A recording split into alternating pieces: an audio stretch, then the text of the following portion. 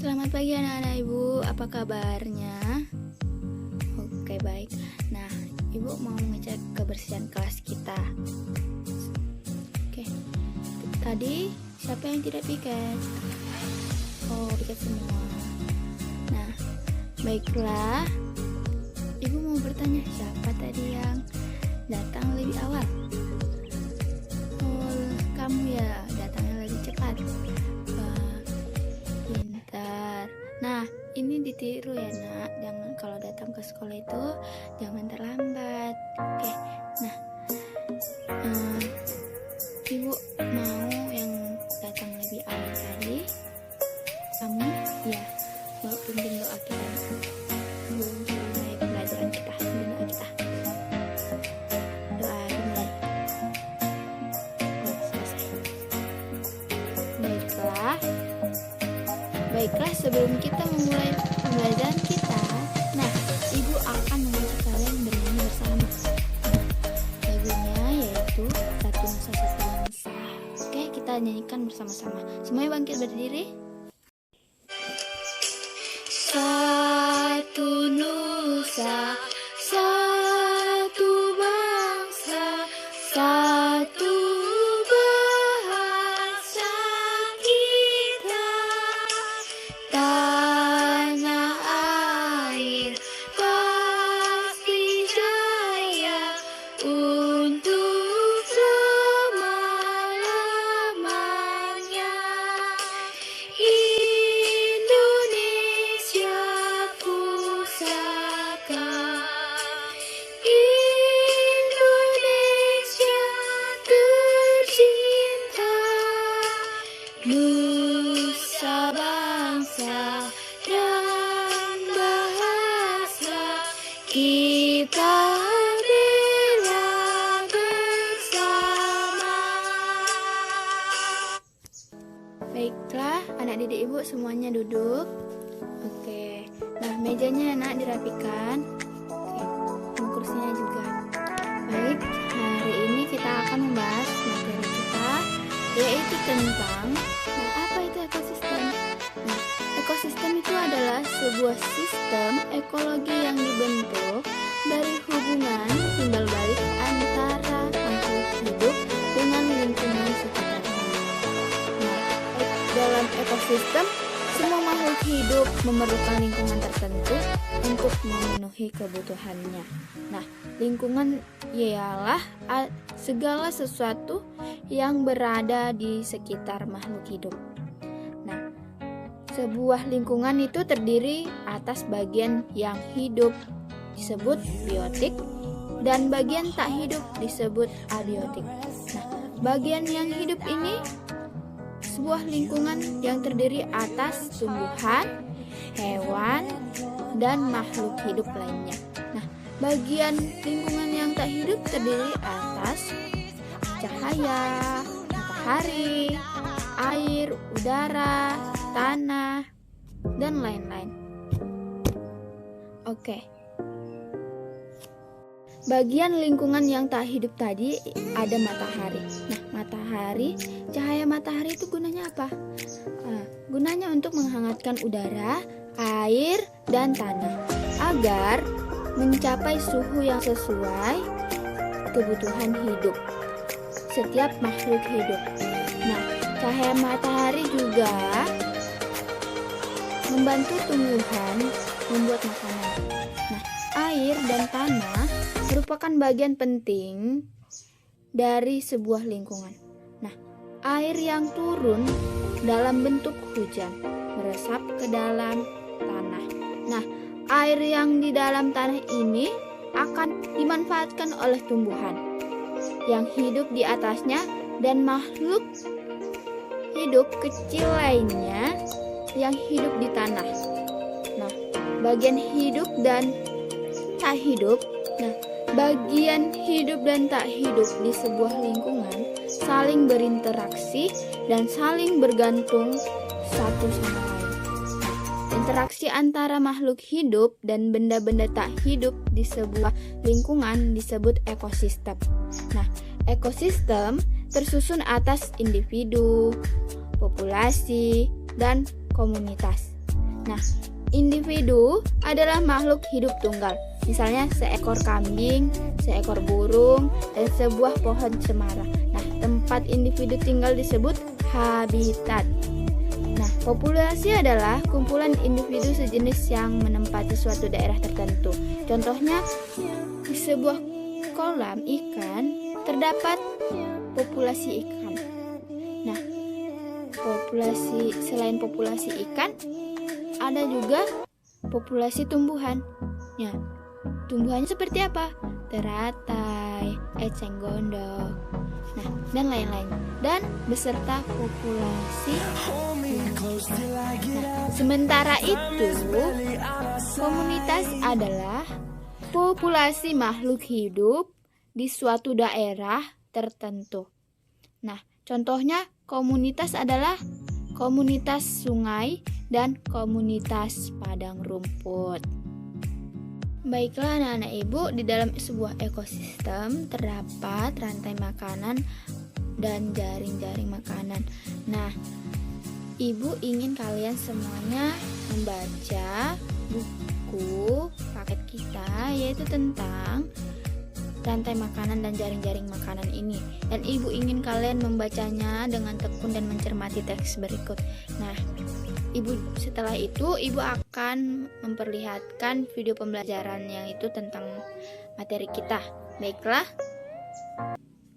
Oke, kalau semuanya setelah membaca, ibu akan memperlihatkan video pembelajarannya. Nah, ekosistem adalah sekumpulan benda hidup dan benda tak hidup di suatu lingkungan yang saling berinteraksi. Itulah yang disebut dengan ekosistem. Ekosistem ini disusun dari beberapa komponen. Nah, komponen ekosistem itu terdiri dari komponen biotik dan juga komponen abiotik. Komponen biotik adalah komponen makhluk hidup di suatu ekosistem. Contohnya ada tumbuhan, hewan, manusia, dan juga bakteri. Jadi, semua makhluk hidup di dalam ekosistem itu disebut dengan komponen biotik. Sedangkan komponen abiotik adalah komponen benda tidak hidup. Nah, komponen biotik ini adalah komponen benda tak hidup di suatu ekosistem. Contohnya ada udara, air, tanah, dan lain-lain. Berdasarkan tingkatannya, komponen biotik di dalam ekosistem dibedakan menjadi 3, yaitu yang pertama ada individu, kemudian yang kedua ada populasi, dan yang ketiga ada komunitas. Nah, untuk lebih lanjut, mari kita bahas satu persatu. Mulai dari individu. Individu adalah makhluk hidup tunggal. Contohnya, seekor ayam, seekor monyet, atau sebatang pohon. Nah, itulah yang disebut dengan individu. Yang kedua yaitu populasi. Populasi adalah sekumpulan makhluk hidup yang sejenis yang hidup di suatu tempat. Contohnya adalah populasi kupu-kupu. Nah, kumpulan dari beberapa kupu-kupu ini disebut dengan populasi kupu-kupu. Kemudian yang ketiga yaitu komunitas. Komunitas adalah kumpulan 2 atau lebih populasi yang hidup di suatu tempat. Contoh komunitas yaitu sebagai berikut. Nah, ini merupakan komunitas danau, di mana komunitas danau ini terdiri dari populasi ikan dan juga populasi tumbuh-tumbuhan. Selanjutnya, selain komponen ekosistem, ekosistem ini juga terdapat beberapa jenis-jenis. Nah, adapun jenis-jenis ekosistem, itu yang pertama ada ekosistem alami dan juga ekosistem buatan. Nah, ekosistem alami ini terbentuk secara alami dan tanpa bantuan manusia. Sedangkan ekosistem buatan terbentuk karena campur tangan manusia. Nah, adapun contoh ekosistem alami yaitu ada ekosistem hutan, kemudian yang kedua ada ekosistem padang rumput, dan yang ketiga ada ekosistem sungai. Sedangkan Ekosistem buatan terdiri dari ekosistem sawah. Nah, jadi kalian tahu sawah ini dibuat oleh manusia. Selain ekosistem sawah, contohnya ada ekosistem ladang dan juga ada ekosistem kolam. Kemudian materi yang selanjutnya yaitu jenis makanan hewan. Jenis makanan hewan dibedakan menjadi dua. Yang pertama yaitu makanan berupa tumbuhan. Nah, makanan berupa tumbuhan ini misalnya dedaunan. Beberapa hewan memakan dedaunan untuk bertahan hidup. Contohnya itu ada ulat. Selain daun, ada juga hewan yang memakan nektar. Contohnya itu lebah. Kemudian, jenis makanan yang kedua yaitu makanan berupa hewan. Ada beberapa hewan yang juga memakan hewan lainnya. Contohnya itu ada elang dan juga ada harimau. Selanjutnya, materi yang ketiga yaitu tentang penggolongan hewan berdasarkan jenis makanannya. Berdasarkan jenis makanannya, hewan dibedakan menjadi 3. Yang pertama, ada yang disebut dengan hewan karnivora, kemudian yang kedua ada hewan herbivora, dan yang ketiga ada hewan omnivora.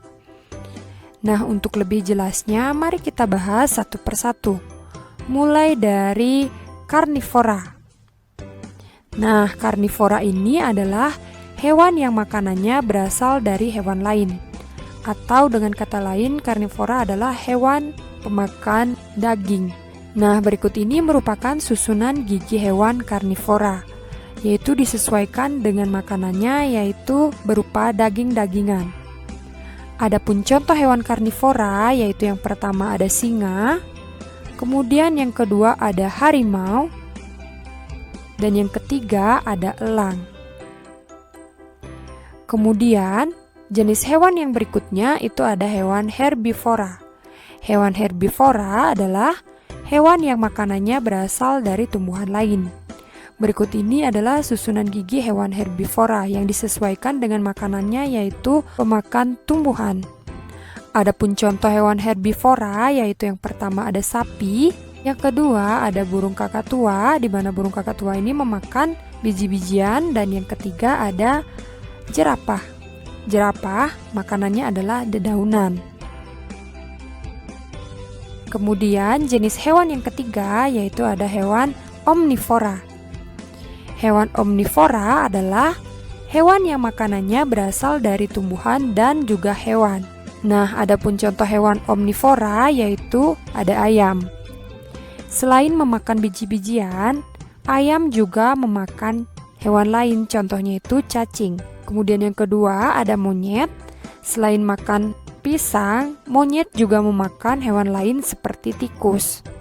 Contoh hewan yang ketiga yaitu ada beruang yang juga memakan tumbuhan dan juga hewan lain. Dan yang terakhir yaitu ada simpanse. Simpanse ini memakan tumbuhan dan juga hewan lain. Nah, itulah jenis-jenis hewan berdasarkan makanannya. Kemudian materi yang keempat yaitu ada daur hidup. Nah, materi daur hidup ini sudah kalian dapatkan di kelas 4 ya. Jadi, pada penjelasan kali ini kita mengulang. Adakah yang masih ingat apa itu daur hidup? Daur hidup adalah tahapan yang dilalui makhluk hidup sejak lahir hingga menghasilkan keturunan baru. Daur hidup ini dibedakan menjadi 2. Yang pertama yaitu daur hidup tanpa metamorfosis dan daur hidup dengan metamorfosis. Nah, metamorfosis itu apa? Jadi, metamorfosis adalah tahap perubahan bentuk hewan yang tampak sangat berbeda yang dialami sejak menetas hingga dewasa. Nah, daur hidup tanpa metamorfosis biasanya dialami oleh hewan-hewan besar. Yaitu contohnya ada ayam, ada kelinci, ada bebek, dan juga ada gajah. Jadi, hewan-hewan ini tidak mengalami metamorfosis. Kemudian, daur hidup dengan metamorfosis ini juga dibagi menjadi dua jenis. Yang pertama ada metamorfosis sempurna dan juga yang kedua ada metamorfosis tidak sempurna. Metamorfosis sempurna adalah bentuk hewan muda terlihat sangat berbeda dengan bentuk hewan dewasanya. Adapun tahapan perkembangan metamorfosis sempurna yaitu berawal dari telur, kemudian larva, kemudian pupa dan menjadi hewan dewasa atau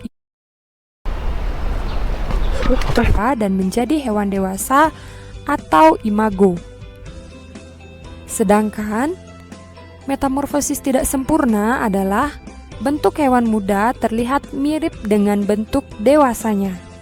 Adapun tahapan daur hidup metamorfosis tidak sempurna yang pertama berawal dari telur, kemudian nimfa, kemudian menjadi hewan dewasa atau imago.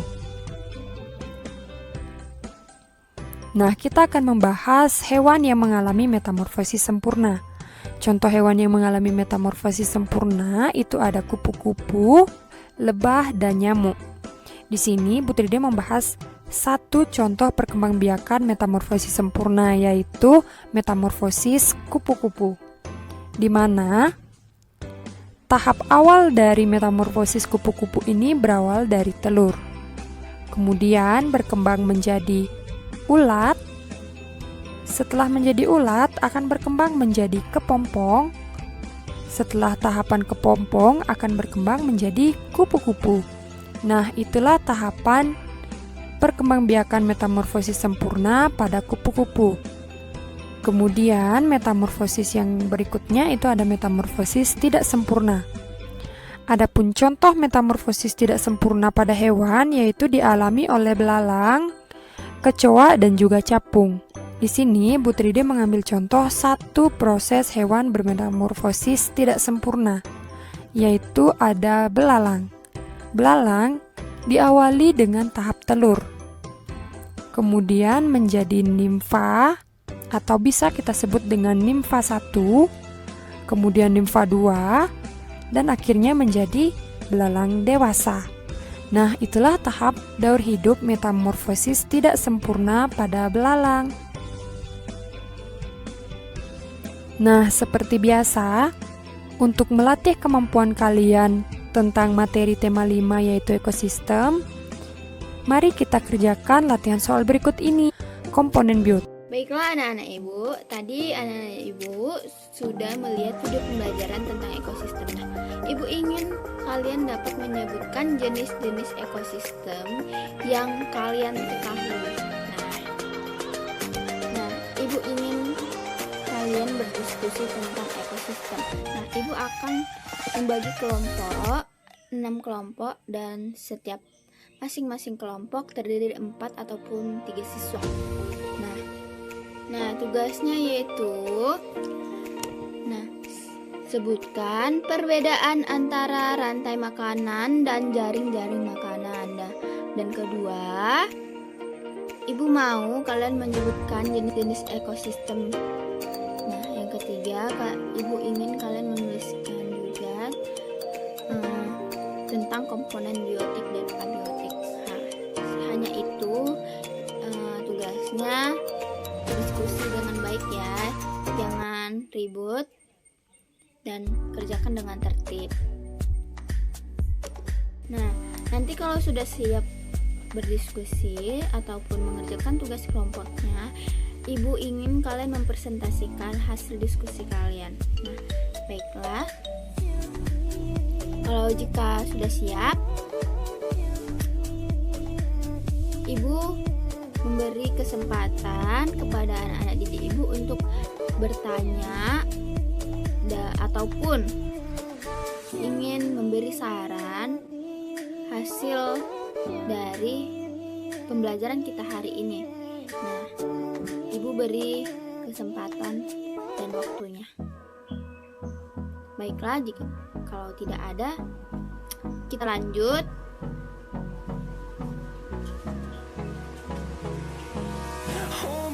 Till I get up, time is barely on our side. Baiklah, kita tutup, kita akhiri pembelajaran pada siang hari ini. Sebelum kita pulang, kita bernyanyi. Gelang sepatu gelang, 1, 2, 3 ya. Gelang sepatu gelang, gelang si Rama-Rama. Mari pulang, marilah pulang, marilah pulang bersama-sama. Baik, pimpin doa kita, Rina. Oke, doa dimulai. Doa selesai. Nah, baik. Selamat siang dan salam sejahtera buat kita semua.